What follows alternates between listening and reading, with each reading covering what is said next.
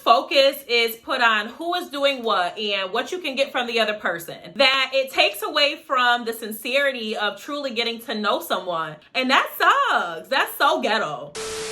Hey y'all, welcome back to my channel. It's your girl Tynisha Renee, and this is TynishaTalks, where I like to speak my mind and I love when y'all speak back. If you are new to the channel, we will be friends soon, so go ahead and hit that red subscribe button whenever you're ready. All right, so today's discussion is a follow-up to my last YouTube video where we discussed how society polices women's sexuality by attempting to dictate when women should have sex and how women should display their sexuality. So when you're done here, double back and watch that video for more context. I was actually pretty happy with the dialogue on this topic. I am really trying to understand the way that men think and what their expectations are with dating, so that our dating life, our being the girls who are struggling in the love department, can have an easier time with dating and preserve the edges. I want to highlight this conversation that I had because it raises some very interesting points. All right, so to give y'all a little context, this person was responding to the part in my last video where I talked about how men are expecting sex by the third date, and it just feels like there's a lot of pressure to have sex with men quick because they have this expectation that sex is supposed to happen because they're spending money on dates. So the commenter said, this leads to another question. As a man, how much time and money do I invest before I divest? So I asked, why do men often comment about time being put in as if the woman isn't putting in time too? He responded, yes, time is being used by both parties. However, I'm giving this woman two of my most valuable resources, which was time and money, in an attempt to get hers. If I'm giving money and time and she's only giving time, I still come out on the losing end if this drags out and I ultimately don't achieve my goal. Women want protection and provision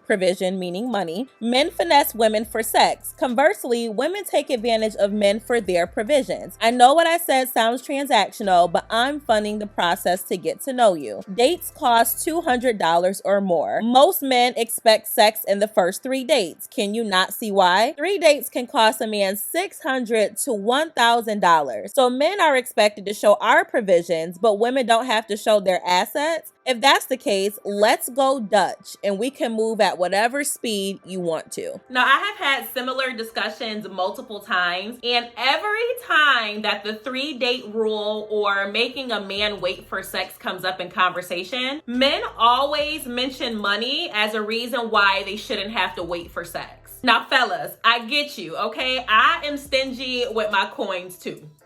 Gas is over $4 a gallon. Everything is going up in price. So I understand that it's difficult to maintain your own expenses while also paying to take women out on dates. Believe me, I really do. That is a very straightforward and logical way of thinking. Women, or should I say most women, don't view dating from a logical point of view. We are known to be more emotional. So from a woman's point of view, you investing money is not on the same level as her giving her body to you. I know, I just feel it in my spirit that y'all are gonna disagree in the comments, but y'all really have to understand how women think. Money is valuable, okay? I think we can all agree on that.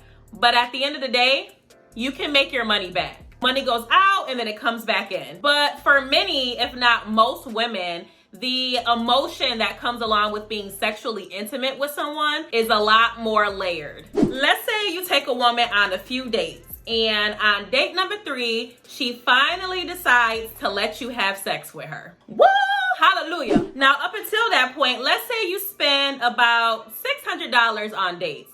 $600 is a good amount of money, right? You guys have sex and you realize the vibe just isn't there. It's not hitting the way it's supposed to. Lack of compatibility, lack of experience, whatever the case may be, the sex is not good. It's trash. So you decide, I don't think I'm gonna move forward with her. Now, you may be frustrated because you spent $600 on dates and the sex was trash, okay? Understandably so. But at the end of the day, the woman will be a lot more devastated. Because while you will make that $600 back in a week or less, she can't erase the fact that she gave her body to someone, her body count is going up, and she got tossed to the side like it didn't matter. For her to lay down with you in the first place likely meant something. Now, are there women who may not care in that situation? Sure, but they may not be the women who are making you wait for sex in the first place. So as you can see, men value their time and money, while women value our time and our vagina.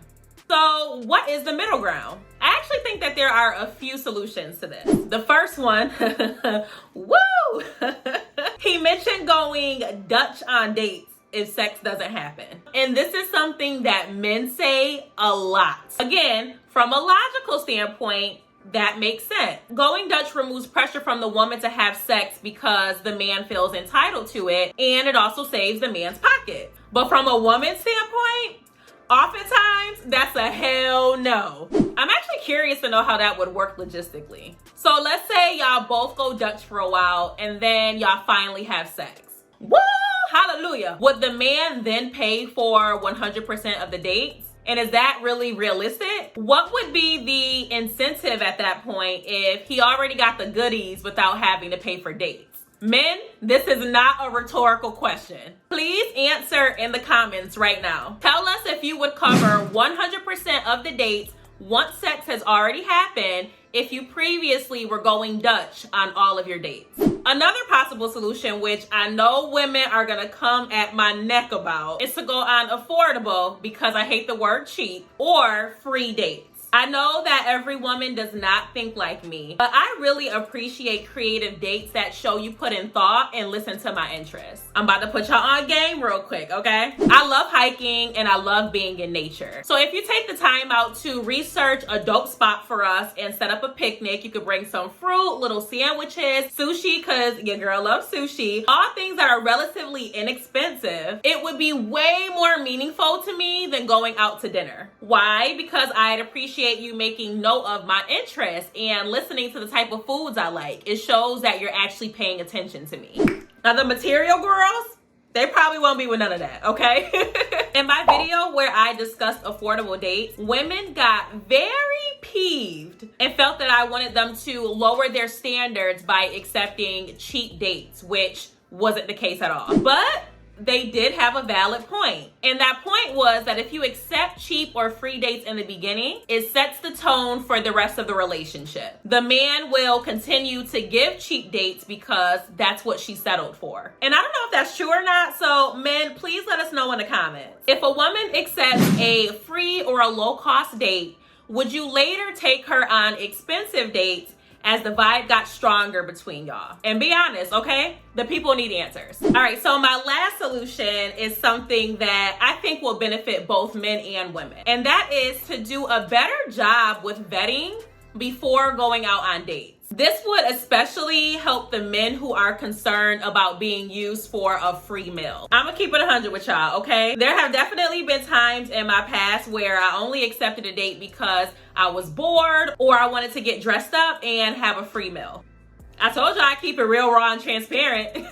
But in my defense, okay, my reason for doing so was based on how the men approached me. It would usually start with a DM and they would say, "You're beautiful. I want to take you out sometime." And that always tickled me because I'd hope that a man would take me out because I'm attractive, but also because he sees something in my intellect or my personality that is valuable. But when you skip convo, immediately ask for a date, and then don't have conversation before the date, you aren't vetting me because you haven't talked to me. Therefore, you won't be able to tell if I'm using you for a free meal or not. Now, fast forward to today, I definitely wouldn't accept a date from someone who I don't see potential in or that I don't have a mental connection with. It's honestly a waste of time, and no one really benefits from that in the end. In my experience, whenever I went on random dates, I walked away from the date knowing that I would never talk to that person again. But men, I say all of that so that you can learn from it. And ladies, you can vet too, so that you can figure out if he's just after your tater or not.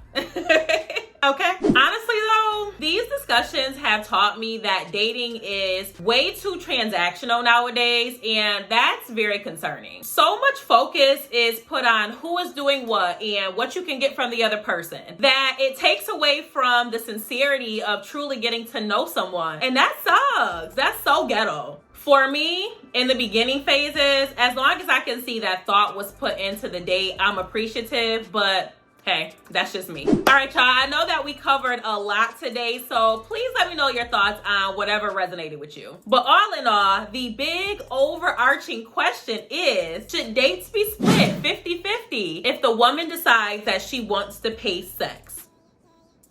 Let me know your thoughts in the comments. All right, y'all. As always, stay safe, stay blessed, and until next time, y'all, bye.